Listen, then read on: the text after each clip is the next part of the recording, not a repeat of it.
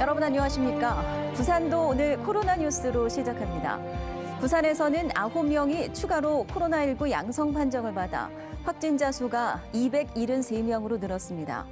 대부분 목욕탕 방문이나 지인과의 접촉 등을 통한 N차 감염으로 확산세가 지속되고 있는데요. 이런 가운데 광화문 집회 참가자 173명은 여전히 연락 두절 상태입니다.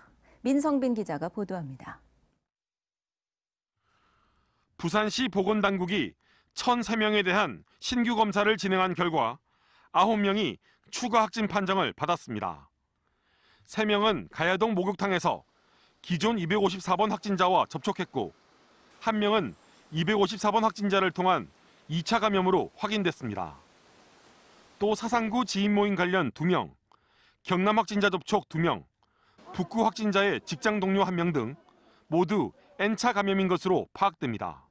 272번 환자는 경남 203번 환자의 접촉자로 자가격리 중이었습니다. 273번 환자는 221번 환자의 접촉자로 자가격리 중이었습니다. 목욕탕의 경우 내부 CCTV 설치가 어려운 시설 특성상 이용자 찾기에 애를 먹고 있습니다. 목욕탕을 통한 감염 사례가 늘자 부산시는 목욕탕에 대해 집합 금지를 검토하고 있습니다. 현재는 집합 제한 행정명령으로 목욕탕업이 되어 있으나 집합 금지 행정명령도 적극 검토하도록 할 예정입니다. 현재 부산의 확진자 수는 총 273명, 자가격리자는 3,731명입니다. 다양한 감염원을 통한 N차 감염이 증가하면서 당분간 확산세가 계속될 것으로 전망됩니다. 부산에는 또 광복절 광화문 집회 참가자 1,300명 가운데 173명의 연락이 두절돼 이들을 통한 추가 감염 우려도 커지고 있습니다. MBC 뉴스 민성빈입니다. 러시아 선박으로부터 비롯된 코로나19 바이러스 GR그룹 유전자형의 부산 감염 환자가 53명인 것으로 나타났습니다. GR그룹 유전자형 코로나19 바이러스는 러시아 선박 페트르원호에서 시작돼 부경보건고 병설중학교와 부산 기계공고 등으로 전파됐으며 감염 속도가 기존의 코로나19 바이러스에 비해서 빠른 것으로 알려졌습니다. 8호 태풍 바비가 서해상으로 북상하면서 부산은 일단 태풍의 직접적인 영향권에서는 벗어났습니다. 하지만 이 태풍의 세력이 워낙 강해서 부산도 강풍을 동반한 비가 내일까지 이어질 것으로 예상되는데요. 자세한 태풍 상황 보도국 연결해서 알아보겠습니다. 류재민 기자 전해주시죠.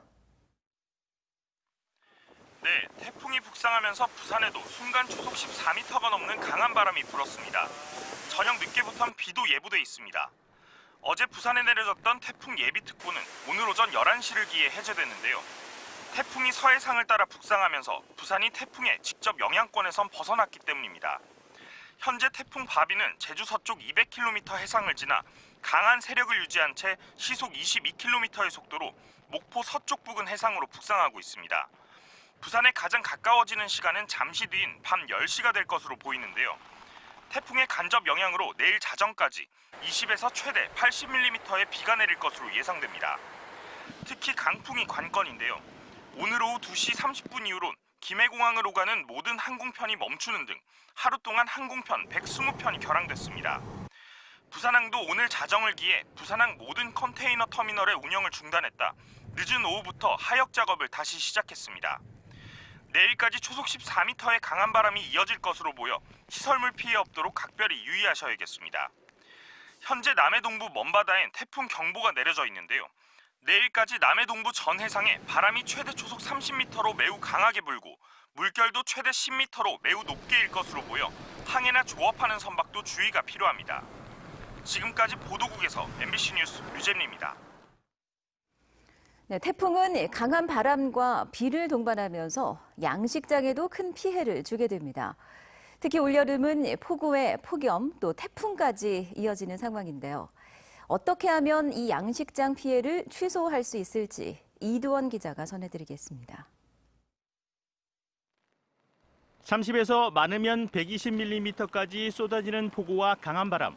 태풍은 바다 환경에도 급격한 영향을 미치게 되는데 먼저 많은 양의 비가 바다로 유입돼 염분 농도가 낮아집니다.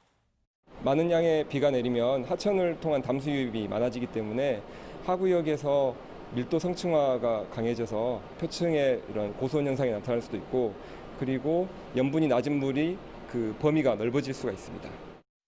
또한 육지에 있던 각종 쓰레기가 빗물에 휩쓸려 유입돼 영향을 주게 됩니다. 그중에서도 즉각적인 피해를 받는 분야는 양식업. 국립수산과학원은 양식장 피해주의보를 내렸습니다.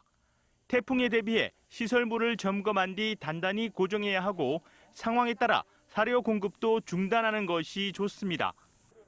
물고기가 사료를 먹으며 염분이 낮은 바닷물을 마시게 돼 폐사할 수 있기 때문입니다.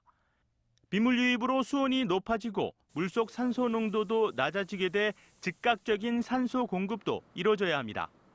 액화산소나 산소 등을 충분히 공급을 해서 양식 생물이 스트레스를 받지 않게 해줘야 합니다. 그리고 만약 폐사가 발생을 하게 되면 관할 지자체에 즉시 신고를 해서 2차 피해 방지를 실시하여야만 합니다. 국립수산과학원은 태풍이 지나간 뒤에는 양식 생물의 질병 감염에 주의해야 하고 감염이 의심되면 반드시 수가원에 신고해 줄 것을 당부했습니다. MBC 뉴스 이두원입니다. 부산의 택시업계가 최저임금 집단소송 1심 선고를 앞두고 술렁이고 있습니다. 택시기사 2,000명이 월급 289억 원을 돌려달라고 소송을 낸 건데요. 택시 회사들은 결코 납득할 수 없다며 맞서고 있습니다. 박준호 기자입니다. 부산의 택시업계가 최저임금 소송으로 경랑에 휩싸였습니다. 2,000명이 넘는 택시기사들이 최저임금에 미달한 돈 289억 원을 돌려달라고 소송을 냈기 때문입니다. 가장 큰 쟁점은 택시기사의 임금 가운데 매달 기본으로 받는 고정급입니다. 택시회사는 그동안 고정급 부담을 줄이기 위해 형식상 근로시간을 줄여왔는데 택시기사들은 최근 대법원 판례를 근거로 이 같은 근로시간 단축이 월급을 덜 주기 위한 최저임금법 위반이라고 주장하고 있습니다. 저임금에 허덕이는 택시기사들의 처우 개선 측면에서라도 최저임금을 돌려받는 이번 재판에서 반드시 이겨야 한다는 입장입니다. 반면 부산의 택시회사들은 이미 20여 년 전부터 근로시간 단축과 관련해 노사 합의가 이뤄져 왔다며 대법원 판결을 이번 소송과 연계하는 건 노조의 지나친 주장이라고 맞서고 있습니다. 대법원 전원합의체에서 판결한 택시회사는 취업규칙을 3개월 동안 2번, 소정 근로시간을 4시간 단축하였지만 우리 부산 지역은 사정이 전혀 다릅니다. 부산 지역 택시회사 90%가 이번 소송과 직접적인 관련이 돼 있어 다음 달로 예정된 1심 선고에 택시 노사 간 긴장감이 커지고 있습니다. MBC 뉴스 박준호입니다. 의사협회의 2차 총파업으로 인한 부산의료기관의 휴진율은 21.4%로 나타났습니다. 16개 구군 중 휴진율이 15%를 넘은 곳은 서구와 강서구 등 9곳이었고 지자체가 업무 개시 명령을 내린 곳은 서구와 동래구, 해운대구, 사하구, 강서구 등 5곳입니다.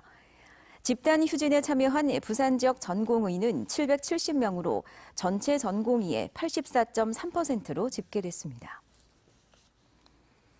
부산과 울산, 경남경제계가 김해공항 확장안을 취소하고 가덕도에 신공항을 건설하자며 처음으로 한 목소리를 냈습니다.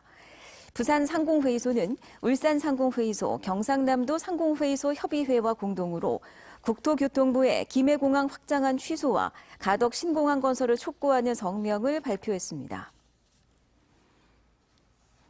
부산지법 형사 4단독 재판부는 코로나19 검사를 받은 뒤 귀갓길에 카페를 잠시 찾은 30대 여성 A씨에 대해 벌금 300만 원을 선고했습니다.